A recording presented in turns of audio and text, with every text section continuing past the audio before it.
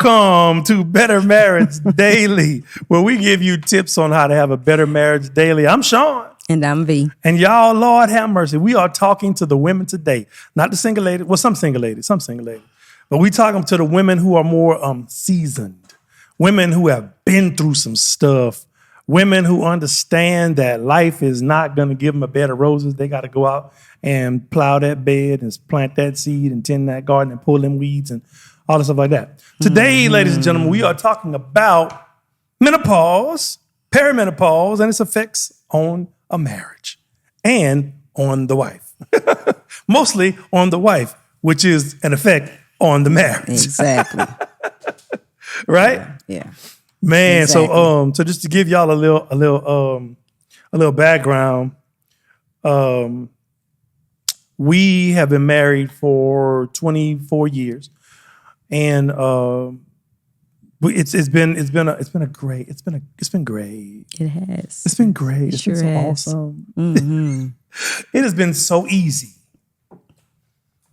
Well, okay, now let's tell the truth. So we told y'all we were gonna be real with y'all. We were gonna tell y'all straight the truth. We wasn't gonna do no lying, none of that stuff. No. So listen, we want to talk about something that I found out from listening to you talk to your woman friends about how the generation before y'all did not talk about menopause. No. All they talked about was hot flashes. Right? That's all we. So talk about how that sets you up.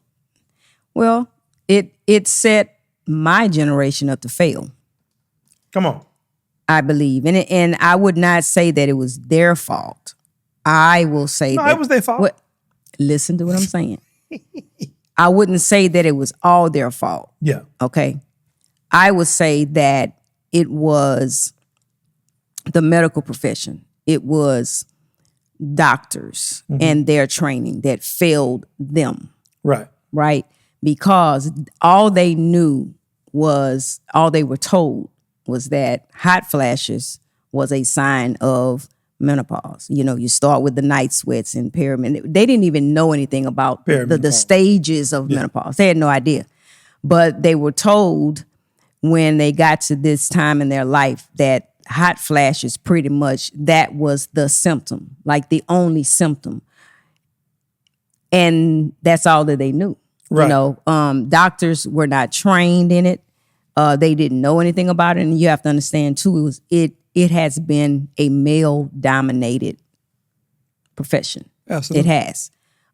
So the women did not have the resources that they needed. And all they were told was that whenever they got to that stage in life, that they would have, of course, cycles will stop. And then from there you would start having hot flashes. And that's all they talked about. And then they told women that they would just have to deal with it. There was no resources to help them, get past it and to overcome their symptoms, anything like that. Yeah. It's like, this is your life and you just have to deal with it. So they were told that, and nothing else was done. There wasn't any research on it back then. It was very, very little research on it. But women didn't know that they were suffering from, not only hot flashes, but, extreme fatigue, Hip pain, joint pain. Hip pain, joint pain. See how she looked at me? That's how she looked at me. Did y'all see that? Because I had a thought, and it went away when you said something. I was trying to help. So we did. Lower back pain, hip pain, just joint pain, knees, your shoulder. Like I didn't know where that pain came from, and it wasn't just a rotator cuff problem. It wasn't just, I'm thinking that I've injured myself. Well, no, it's called frozen shoulder. And I found that out when I jumped into the research of menopause. Wow. So it was all there were all kinds of symptoms, and doctors never told them anything. And even with my generation, we're just starting to find out all of the symptoms that people are dealing with, from like simple things like your skin is itchy inside and out, tinnitus, itchy ears, I said the lower back pain, but mood swings, the mood depression, all of that. Yes. Mood swings. All of that. Depression, all of that, anxiety. Yeah. Extreme anxiety and things like that. And then with the anxiety, then insomnia. You can't sleep at night, or you can't fall asleep. And if you are, lucky enough to fall asleep, then you don't stay asleep. It's all of that. And then now we are suffering from sleep deprivation, which makes you irritable because, you by the time you go to sleep, if you're getting up at 6 a.m. in the morning, 5 a.m. in the morning, well, by the time you do fall asleep, it's time to get up. So there's this cycle. And so, the previous generation didn't even know to talk about those things. And I know they felt those things. They just didn't put it together and they had no one to help them. They probably thought they was crazy. And that's the thing, is that women now are saying, oh my God, I thought I was losing my mind. And unfortunately, everybody in the home feels the wrath. And she can't. We felt no wrath. We felt, I want to go on record. We felt no wrath. That's my camera? Really? Is that my camera? We felt no wrath. Really? In the Ardwin home. Really? I can say unequivocally. Okay. Yeah, okay. Nothing but wrath. Do you hear me? Oh my God. So like I don't know if so we got married. Right. And she's just going into 36 years old. Mm-hmm. And, that's what we think, what all the stuff that I was reading said was like the great time of life. Because that's whenever the woman can't keep her hands off of you from 30 to the early 40s, it's going to be fire. And then whenever you get to the 50s, it was going to pick up again. Mm-hmm. And I was like, yes. Well, 38 came, 39, 40 came. And I was like, I'm waiting. 40, 42. And then 50 came, and I'm like, I'm waiting. And you were talking about you're waiting. I was waiting. Right. But I was waiting. Yeah. You know what I'm saying? You didn't really know what's going on. You like, I was just waiting for. I was waiting for you were like, that I'm number hot. I'd heard Don't about. touch me. Yeah. And that part didn't even really start until, I'm joking. But, I had to go with the joke. I had to go with the joke. Yeah. So we're there. We're trying to figure this thing out. And we're going through and looking back now that you know what you know, you've surmised that you figured out that back then it was perimenopause. So all the stuff, all of the issues, because y'all got to understand, we told y'all from the beginning, we don't really argue about real stuff. And so that means that argument that we had about the garlic was perimenopause. No, related. It was menopause. It wasn't because that it wasn't switch perimenopause. Flipped. I was past that. Yeah, that's menopause. Okay, that switch flipped, and we in there hollering, screaming. Yeah, we in there getting over some garlic. Yes. Now we don't have no disagreements over. No, we so easy going. It's cool. Now she holler all the time. And I was, but it's not raging holler. It's not raging, but she hollering all the time. You're always hollering about something. Yeah. Hey, baby, is that a pretty flower? Just loud. Yeah, it's a pretty flower. Why are you asking me if that's a pretty flower? Yeah, I'm telling you. So, we are prepared because, I'm really laid back down. It take a lot to get me going. It makes sense. And it's now. a firecracker right here. Yeah. It makes sense now. Then you add all that other stuff to it, and it's before to me. Right. So when we were having disagreements and stuff, and I couldn't understand for the world of me why everything was such a big deal. Mm-hmm. I could not understand it. It would just drive me. Well, I was like, I couldn't either. It doesn't make sense. I couldn't either. I was trying to figure it out, but I had no answers. Yeah. Like, how do you wake up in the morning and you're pretty, your mood is cool. And then all of a sudden, I start feeling like you'd ask a question and the way that I would answer, you're looking at me like, you all right? Because you really did just answer, really answer me like that was rough, And so I started. You talking strong? Yeah, you're talking strong. And it would come out of nowhere. But then when I started to do the research, I started to follow, follow doctors and follow people in, who are specializing in menopause and all of their symptoms, some gynecologists who they've done the work. And so now they are menopause specialists. And I started reading and started listening to like YouTube videos and started talking to friends, a couple of friends in the community. And I was like, wow, like now, and I started, like, one thing that really kind of scared me in a way is that I started to experience anxiety for the first time in my life. And I'm like, explain what does that look like to somebody who don't know what anxiety is? Felt this overwhelming sense of doom, like the rug was being pulled from under me. If something happened, it's like my mind went like to the worst scenarios that could happen, and I started feeling this something in my stomach and just this uneasiness to like just feeling unsettled. So But go ahead. So you were experiencing fight or flight in everyday conversation. Not every That's day. fight or flight. That thing is like, I'm ready for impending doom. It's fight or flight. Yes, depending on what was going on. Yeah. Things would trigger, certain things would trigger me. Right. And it wasn't until your dad got sick that I recognized what was going on after doing research. What you mean? Because when he got ill and you were here to, if something happened, you were here usually to go and to help them and to assist them. But it wasn't until he got ill and things started going on and we started recognizing, like, okay, this is not good, and then you would leave and I was here to deal with telephone calls and deal with them calling when they were in crises. And that sent me, like, I was literally, like, when you would leave, I'm dreading a phone call from them because I knew that it wasn't good. They weren't calling me to ask me if I had eaten or are you okay? Nothing. It was none of that, because it used to be. Right. But it was none of that anymore. So I dreaded, it was a problem if they were calling me. Yeah.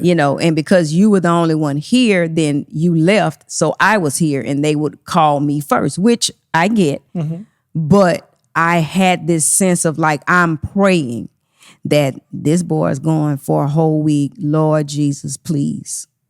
So that explains a lot, because I had the shakes, like literally the shakes. Right, because I was always wondering. I was like, baby, why are you tripping? I mean, they're gonna be all right. Just go fix it. If something happened, your parents die on my watch. Oh no, Eric and Chris ain't gonna be fed. Your family not gonna be. I'm like, how they gonna die on your watch? I don't understand. The mere fact that I have to go over there and take charge, because I have to understand. I know, but I'm saying that's. Yeah, but just that alone. Oh, is that not nothing to do with menopause? It's just you? No. It was the anxiety part of it was really, really bad. Yeah. But I was always, it had me so nerved up to where I hear the phone ring and I'm like, Jesus, like, Lord, let that, please don't let it be them. Because I knew that they were calling for something and I was going to have to figure something out, call your sister. You're going to handle I was going to have to handle it, run over there, and then what do I do, depending on what's going on. So that's why I meant on my watch, something happened, because I didn't have the ability. Then your dad was diabetic. I didn't know anything about that. That had me nerved up, because you've gone to assist them and things had happened. You know what I'm saying? So the menopause just had me, the anxiety part of menopause had me just in a bad place. Right. And this until you came back. Yeah. And so I started to recognize when those things would happen, certainly. But then when life started happening and things were going on, I started to feel it as well. There were always triggers. I have never in my life felt that way. I was a single parent all those years. I always handled business, and I handled it without these feelings that I had. I was like, I can leave my house gonna be good. Yeah. As long as it was something that I could handle. So I recognized it then. So I realized that was a part of it as well. All right. Yeah. So and that's big because, like I said, we've had not say bad disagreements because of that. Because I'm like, well, why are you going all the way to doom? You go from 0 to doom. There was no middle. I couldn't help it. I had no control. Yeah, it's crazy. I couldn't. And then the sleep. Sleep started every day. I was tired. I would get up, and even when I did sleep, I would wake up exhausted. Now, y'all, I could be trifling right now and play a audio of her sleeping. Yeah. Whenever she said she wasn't sleeping well. But to wake up from that and still feel exhausted, which I couldn't understand. Issue. I'm like, girl, you were fully relaxed. It didn't matter. You were relaxed too with sleep apnea. I heard. Yeah. But you had a condition. See, she can't let it go. She gotta have a I'm one saying, tip for tat. I got a machine though. I sleep on a machine. I'm just saying. While she up there talking about, but I wasn't. And then I found out it was the hormonal imbalance. Hold on, back up. Why you had to talk? You having a flash right now? Why you had to talk about my CPAP, man? I'm just saying it's the same kind of thing. No. Did you feel attacked? Oh no. But it's the same kind of thing. It ain't. It is. How is it the same? Because you heard me. I heard you sleeping. You heard me sleeping. With sleep apnea, I'm not sleeping. But I still would wake up in the mornings feeling horrible, like I did not sleep, and it was hormonal imbalance. Right. That's what it was, because I felt I would get up and it took everything in me to leave this house to go to the gym because I woke up tired. And then talk about that. Then you go to the gym, and I'm just like, I'm really outdone because she's going to the gym and she's doing it on a regular basis, but being incapacitated. Yeah. Because she went to the gym. Yeah, but I needed that. I'm like, because that's the thing that helped me feel better once I was done. Stop defending yourself. Yeah. And listen to what I'm saying. Okay, go ahead. See, this is what we go through. I gotta watch it. Go ahead. See, look, couples, the enemy will always come through and give you an opportunity to start some mess, right? You get to see it in advance and choose whether you want to go down that road.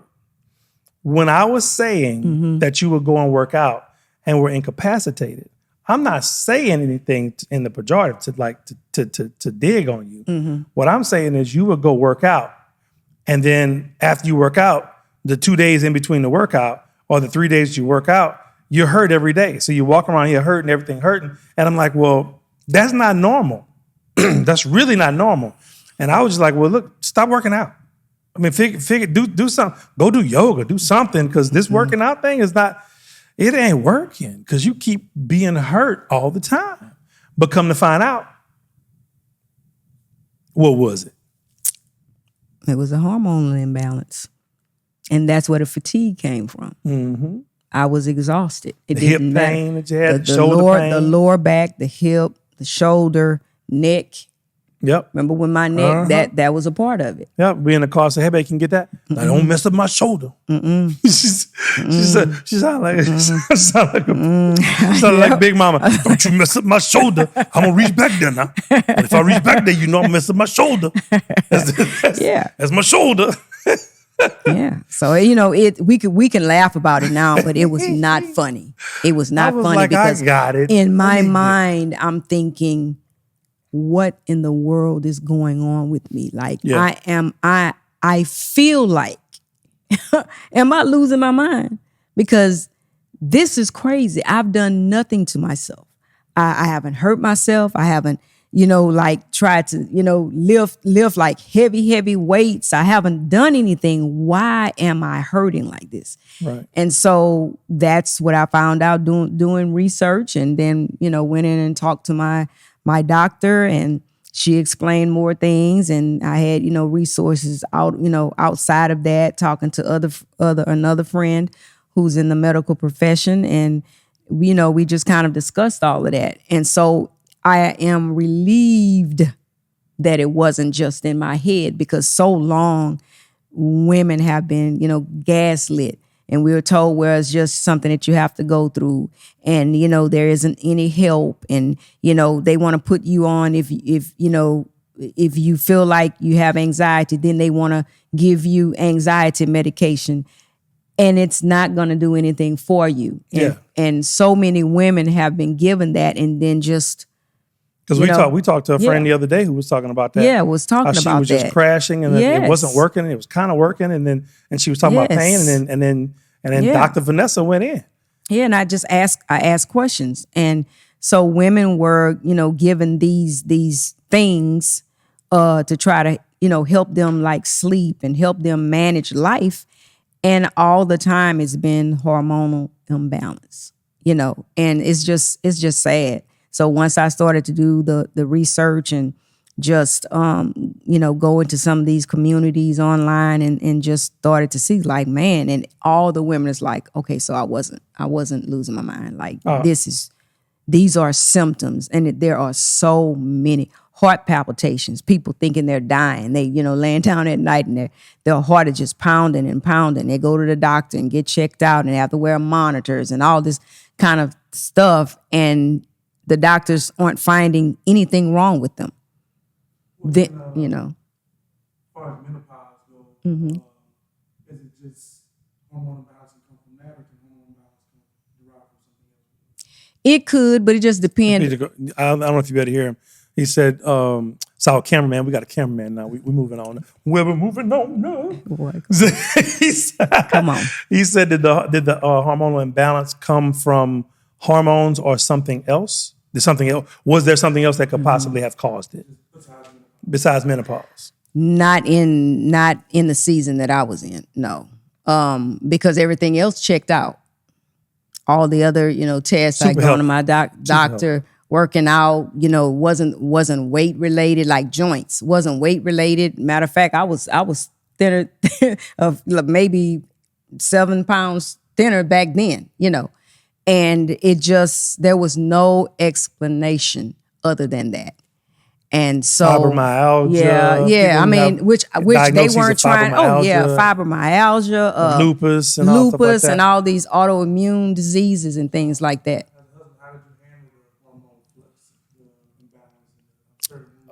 Oh yeah. We were definitely gonna get to that for sure.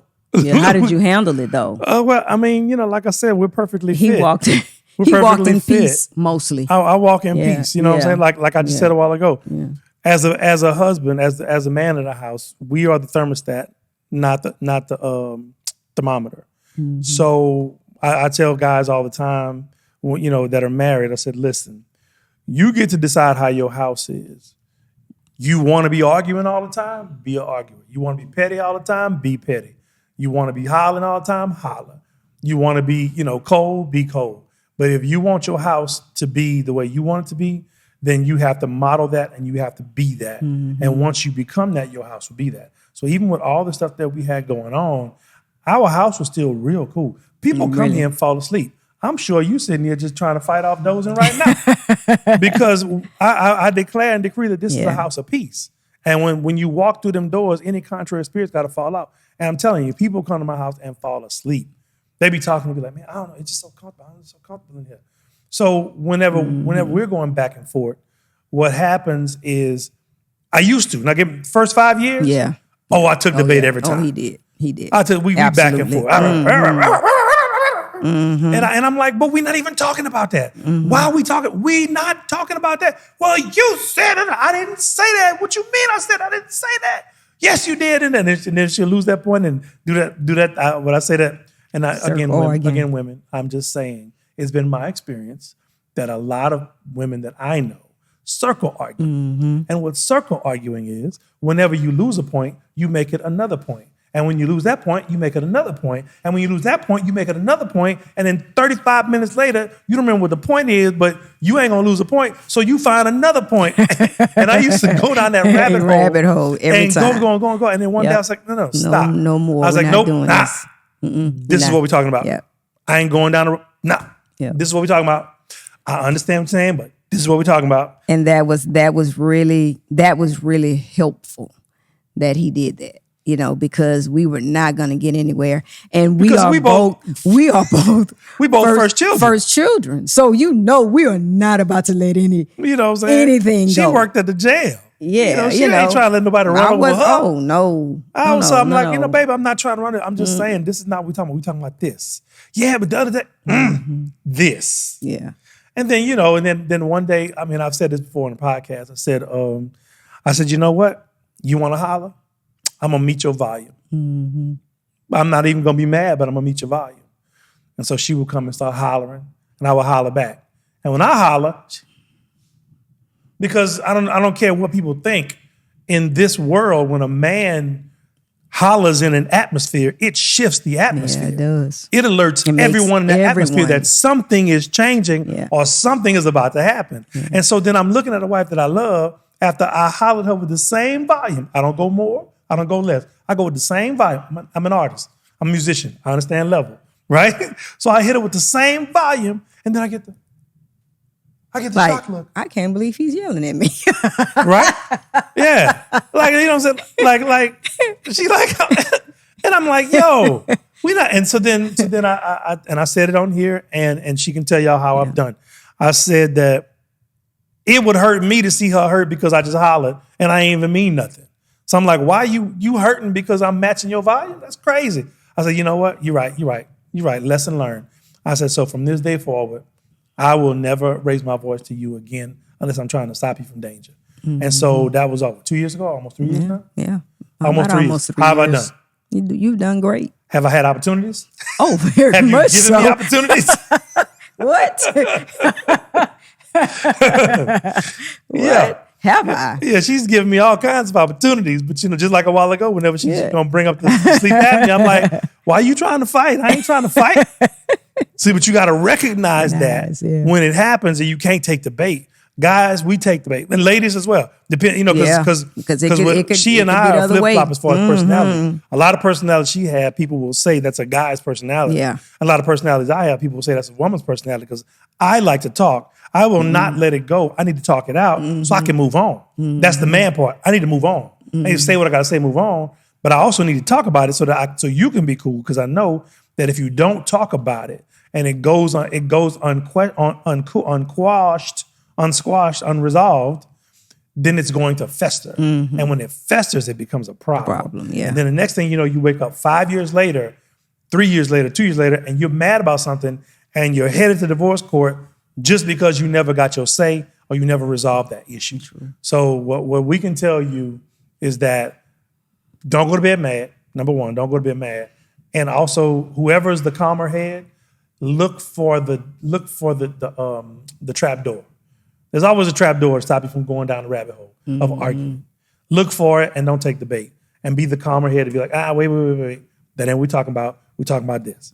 And if the other person still want to go, you know what? Go. Do it. Because it takes two to argue. You walk away. You're like, okay, look, you ain't ready for that now. We talk whenever you're ready. So we did all of that, right? And then we're enjoying ourselves. We're traveling. We're doing stuff. I'm getting to take up places and we doing stuff. And then at some point, she says, well, no, I'm not going to drink tonight. I'm like, what you mean? It's free drinks. Well, what you mean? We at the Grammys. It's free drinks. And so then she tells me, if I want to sleep, I don't drink. Can't drink. Yeah. So that's another thing that I found out was that for me in menopause, I have to choose my poison. You know what I'm saying? If I'm going to drink the alcohol, that means I know that I'm not going to sleep. So I said, you know what? Sleep is very, very valuable because I've been going without it for so long. So guess what? Bring me some water, please, ma'am, because alcohol, no, ma'am. I started to notice like several years ago what it would do, and I thought it was the kinds of alcohol. Right. So I was experimenting, but it's everything is from wine to alcohol, like brown to white. It does the same thing, and I'm like, anything that's going to keep me from being rested in the morning, I don't want and I don't need. Wow. That's pretty awesome. So look, this is a very deep subject and we got a lot on there. Yeah. We'll talk about the intimacy and the other things and some suggestions on how to make sure you can do better, because she also chose, just tease that part about the HRT. Yeah. Tease that part. I decided the end of last year, that I would try it. Just looking at the research, talking to other people. And so HRT is hormone replacement therapy. So, and it helps with menopausal symptoms. So I decided last year that I would really do the research and talk to my doctor about it. And so we'll get to all of the particulars. But you chose to do it. But I chose and to do it. How has life been since you chose? Life has been so much better. So much better. I'm 6 months in now. Look, this is for the tube and the gram and the book. Yeah.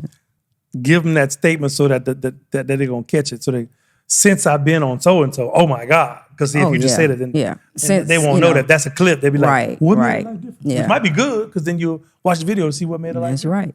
Yeah, but since I've been on HRT, life is definitely better. It is different, and I feel like my old self mostly. It's really, really helped. Now, right quick, before we, right quick, just for me, you said you feel like yourself. Mm-hmm. How was it to realize that you weren't yourself, and how was it to realize one day that you weren't in the middle of all of that pain and confusion and nonsense? Oh, I felt amazing. It's like one day it's like everything clicked all at once, and I did not know how bad I was feeling until I started feeling good. Ooh, that's a bar right there. I had no idea. I mean, living it, I felt bad. I felt horrible. But it wasn't until I started feeling better to get out the bed and not have to immediately start stretching to get my joints, to get my body in alignment, before I even hit the floor. By the end of the day, usually I was like 7 o'clock. I was literally looking at my watch to see how much longer I needed to stay up, because I just wanted to go to bed because I was in pain. Mm-hmm. It was better as I was working out. Working out helped me. Once I got home after working out, I felt good for several hours. But at some point in the late evening, I started to feel that joint pain again. And man, I just couldn't believe it. I was like, oh my God. Like literally, nothing's hurting right now. To wake up to that feels amazing. Feels amazing. Cool. Yeah. Well, look, we hope that helps some of y'all who've experienced some of those symptoms. And in a marriage, like I said, we'll do another episode to talk about everything else that a menopausal, perimenopausal woman in a relationship would be dealing with, and the man has to deal with it. Bless your heart. You better love her. You better love her, because if you don't, you better love her. You better love her, because she gonna act like she don't love you a lot. A lot. So you just got to know deep down in your heart, in your shanana, that's yours. Absolutely. So we hope that helped y'all. Look, until next time, I'm Sean. And I'm V. This has been Better Marriage Daily, where we show you tips on how to have a better marriage daily. Y'all be good. Till next time, we'll holler.